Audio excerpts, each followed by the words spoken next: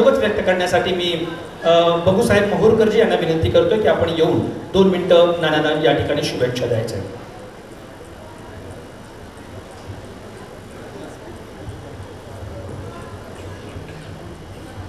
रामचंद्र दगडोबा जगताप यांच्या 75व्या वर्षाच्या पूर्तीनिमित्त त्यांचा अमृत महोत्सव साजरा करण्यासाठी आपण त्यांच्या परिचित नातेवाईक सर्वजण या ठिकाणी जमलेलो आहोत. या कार्यक्रमाच्या निमित्ताने सजवलेल्या व्यासपीठाची उंची ज्यांनी आपल्या पावित्र्याने वाढवली त्यांचं फक्त तात्या असं नामोल्लेख करणं उचित ठरेल. ते तात्या तेवढ्याच उंचीचे आदरणीय दादा, व्यासपीठावरील दादा नानांच्या प्रेमापोटी उपस्थित असलेले सर्व मान्यवर, त्यांचे कुटुंबीय नातेवाईक समोर उपस्थित असलेले आपण सर्वजण. रामचंद्र दगडोबा जगताप यांचा अमृत महोत्सव आपण साजरा करतो आहोत. मी जे नाव घेतलं त्या नावाने किती लोक नानांना ओळखतात मला माहीत नाही, पण आरडी नाना म्हटलं तर प्रत्येकाला नाना माहिती आहे, त्यांचं काम माहिती आहे, व्यक्ती माहिती आहे, त्यांचा इतिहास माहिती आहे, त्यांचं कुटुंब माहिती आहे. आणि म्हणून माणूस आपल्या कर्तृत्वाने, आपल्या उंचीने, आपल्या ओळखीने समाजामध्ये आपला परिचय निर्माण करतो.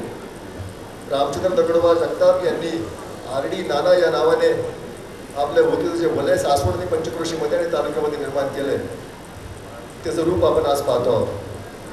नाना 75 वर्षाचे झाले आणि त्यांचे कुटुंबीय, त्यांचे मुलं असतील, गेले 15 दिवस आमच्या संपर्कामध्ये आहेत. आमचा नानांशी खूप जवळून संपर्क राहिला आणि म्हणून आम्ही सर्वांनी यावं ही त्यांची अपेक्षा होती आणि आम्ही त्याच उत्सुकतेने, प्रेमाने आणि आनंदाने या कार्यक्रमामध्ये सहभागी झालेलो आहोत.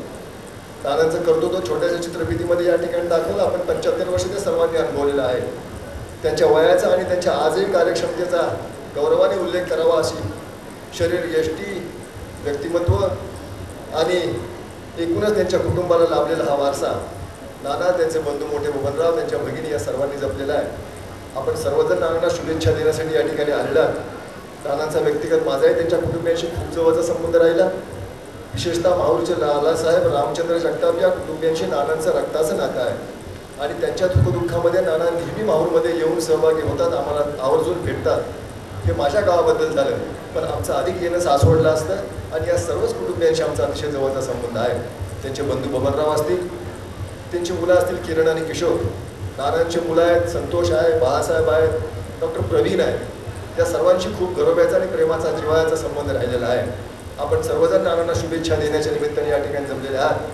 नानांच्या व्यवसायाच्या निमित्ताने उल्लेख करताना मला एकच सांगावं लागेल की नानांनी सेंटरिंग किंवा RCC कामामध्ये तालुक्यामध्ये सर्वात पहिल्यांदा सुरुवात केली आणि आम्ही सर्वजण दादा जाधवराव यांचे कार्यकर्ते सेंटरिंगची कामं, RCCची कामं करत असताना ज्या ज्या गावांमध्ये चांगली कामं असतील ती पहिले कार्यकर्ते घेऊन मोकळे व्हायचे, पण जिथे अडचणीची कामं असतील, जिथे 2 पैसे राहण्याची शक्यता नाही, अडचण येण्याची शक्यता असायची, अशी कामे पाठीमागे राहायची आणि मग आम्ही हक्काने म्हणायचो की नाना एवढं करता का. दादा त्यांना हक्काने सांगायचे आणि जिथे 2 पैसे मिळणार नाहीत, अडचणीची कामं आहेत पण खूप समाजोपयोगी आहेत, गरजेची आहेत, ती कामे नानांनी तेव्हा कशाच्याही पैशाच्या मोबदल्याची अपेक्षा न ठेवता पूर्ण केली. ही सामाजिक बांधिलकी नानांनी जपली जी आमच्या कायम स्मरणामध्ये आहे. आपल्या सर्वांच्या समान भावना आहेत, माझ्याही त्याच भावना आहेत. मी नानांना त्यांच्या अमृत महोत्सवाच्या निमित्ताने माझ्या कुटुंबियांच्या हेतूने आपल्या सर्वांच्या वतीने मनपूर्वक शुभेच्छा देतो आणि माझे 2 शब्द संपवतो. धन्यवाद.